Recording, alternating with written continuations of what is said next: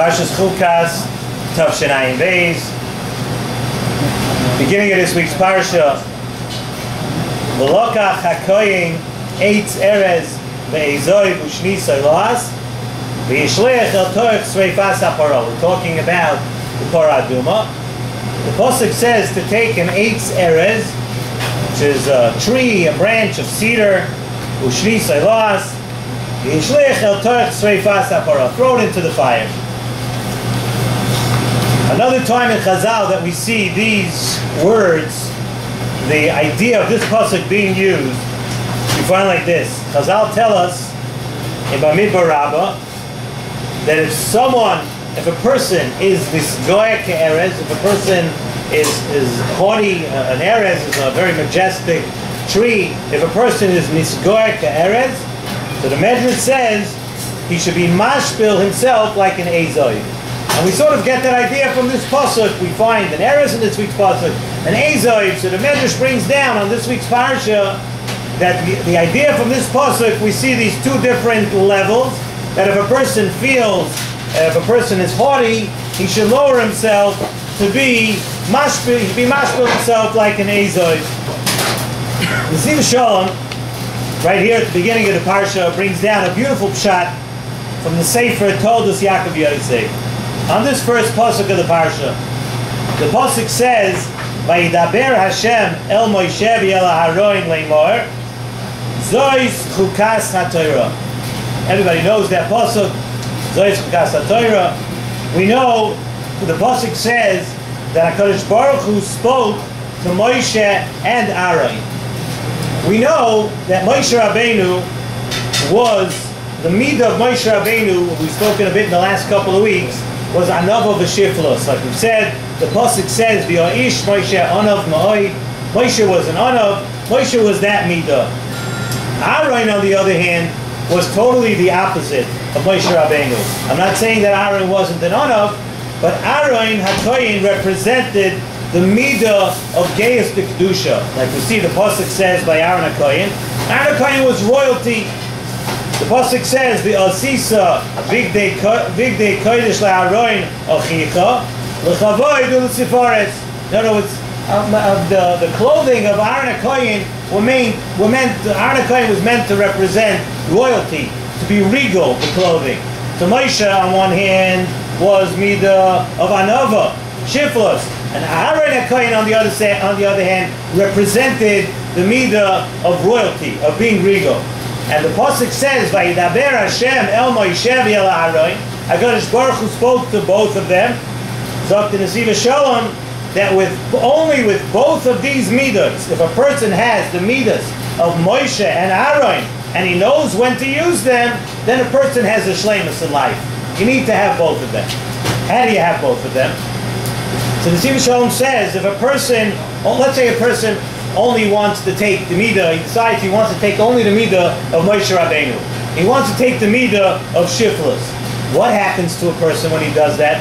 The Yetzer Hara catches him that way. The Yetzer Hara tells him, "Oh, you mamish hold yourself so low, you hold yourself that you're nothing. So you know what? Maybe Taki, you're nothing. You shouldn't do anything." Person could never grow if the Yetzer Hara goes along with your thinking of shiftless only. The Yetzer Hara will agree with you and say, "Oh, you hold your nanav, you prav midas hashiftless always." So Yetzer Hara says, "You know what? You're not roy for kedusha. Maybe you're right. You're not roy for kedusha. You are roy for what you want to be, only for midas hashiftless. You are what you think you are." And let's say a person goes the other way and he holds himself only with the midah of geus, midah of kedusha and tiferes, like Aaron HaKoyin. So then the Yetzer Hara turns around and goes to you like that. "Oh, you hold your royal, you hold your kedusha but tiferes taka." He tells him, "Okay, you know what? You really are. You don't have to work on yourself anymore. You're so big. You're so kadosh. You have so much kedusha about yourself. You don't have to work. You don't have to work anymore." So therefore, we say the pasuk says, "El Moshe v'el Aharon." HaKadosh Baruch Hu, for some reason, in this memra, is telling us that you have to come to the table with the midas of Moshe and Aaron. In other words, a yid has to know to balance himself. And how do you balance yourself? You say like this: Mitzad HaChomer, the Gashmi is a part of a person, So really, you shuffle. Gashmias, what are we? But Gashmias, we're nothing. But when it comes to the matzav of your neshama, it's a different thing. Then a person has to know midah of kedusha, tiferes.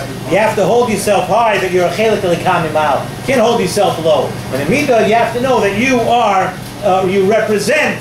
You have the chelik in your neshama of a Kadosh Baruch Hu. That's how a person grows in shleimus. Nesivas Shalom says weiter that by the nisoyan of shiflos, of being down, and holding yourself down is sakana gedola. He uses those words, sakana gedola. If a person is always telling himself how low he is and how he's a nothing and he's this, says he's mamash in a sakana. We find by Yosef, we know by Yosef from Mitzrayim, by the Maisa with Ashes Pleitifar. So it says by Yosef, batispasehu bevigdoi. She grabbed on to his clothing, onto one of Yosef's clothing. So Nesivas Shalom says, he brings down from a few different mefarshim, that batispasehu bevigdoi is a lashon of begida. She chapped on to this midah of Yosef and said, "Oh Yosef, you're such an anav." She chapped on to begida and she told him, "Yeah, don't worry. A person, you'll do other averos in your life. You've done other things in your life that are not so good." Batispasehu bevigdoi. She tried to get him into a matzav of shiftless, of saying that you're not roy to withstand this nisoyan. She came as the Yetzer Hara would, telling Yosef that what would be the big deal if you do this ma'isa, if you do another avera. You've done other things before, you will do other things. You're not roy for this kedusha. And that's the way of the Yetzer Hara. Yetzer Hara tries to convince you that, yeah, you're nothing anyway. You're not roy to withstand the Yetzer Hara. And what was the answer of Yosef? The answer of Yosef to the Yetzer Hara was, the pasuk says, Einenu gadol b'bayis hazeh mimeni. Yosef turned to her and said, "There's no one here that is bigger or greater than I am." How's it? Yosef went, like we said, Yosef went and turned it around. He said, "No." Einenu, Yosef stood up with a stolz. He said, Einenu gadol b'bayis hazeh mimeni. There's no one big. Yosef knew that he had to stand up for the ruchnius within himself. It's brought down from the previous Slonim Rebbe on the pasuk. The pasuk says, "Musar Hashem b'ni al timas." Again, today it's a song, so everybody knows these words too. A lot of words in psukim and remote psukim became famous from songs. But Musar Hashem b'ni al timas. He touches up the pasuk beautifully. He says the musar that Hashem gives us, Musar Hashem b'ni. HaKadosh Baruch Hu always tries to remind you, b'ni, you're my child. So al timas, don't mess it up. Remember who you are. Remember that you are a Ben Melech. Don't ruin it. Don't sell yourself short. B'ni al timas. Remember that you are a son. You're a child of a Kadosh Baruch Hu. And that's the best musar.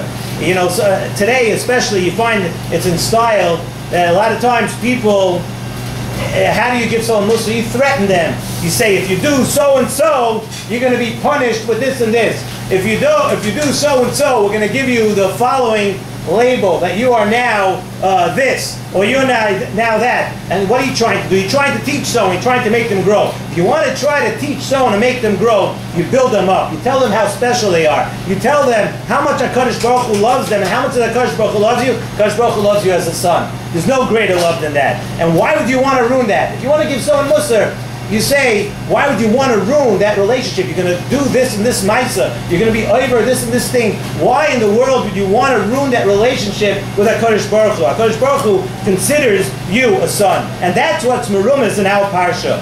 The pasuk says, "V'lokacha kayhein eitz erez ve'ezoi." Eitz erez refers, like we said, to the godless of every yid. It tells you that you are royalty. You're an eitz erez.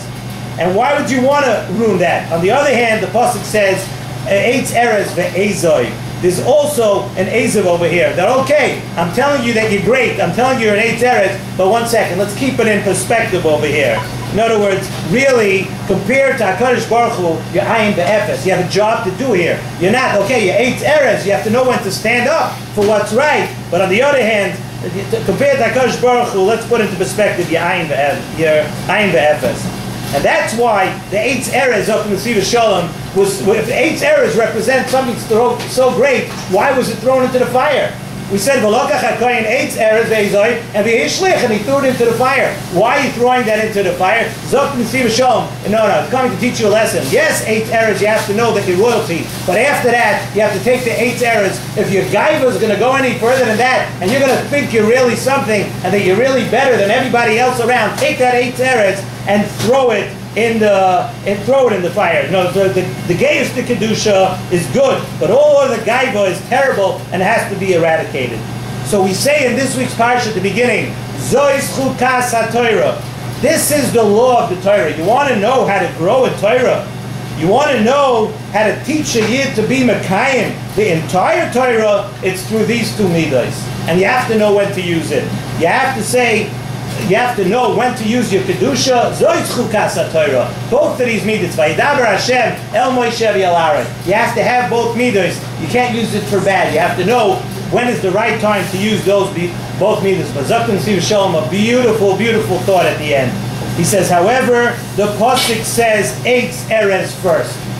First it says eitz eretz, and it comes to teach us that say if you're a father, and say if you're a rebbe, and say if you're a rav, and say if you teach anyone else in your life, the way to have hashpah on somebody, the way to teach somebody to be better is by telling a person how good they are, how good they're capable of being, how close you really are, how much HaKadosh Baruch Hu loves you. That's the right way. That's the first way to try to teach somebody. And today, a lot of times it became in vogue. Everybody has labels. Everybody's put down. If you do this, you're that, and everything. Right away, it starts with putting people down. That's not the right way. Nesivas Shalom says that Nesivas Shalom lived, his nifta 10, 11 years ago at 90-something years old.